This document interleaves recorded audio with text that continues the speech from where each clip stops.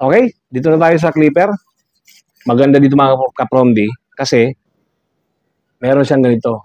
Malaking bagay ito mga ka-promdi para hindi nahuhulog.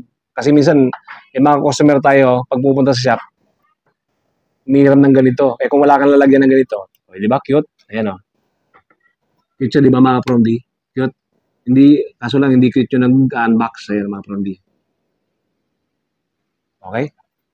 Cute. Pwede na. Tingnan natin. Kawig na kawig siya eh. Keme, 22.99. Pati blade.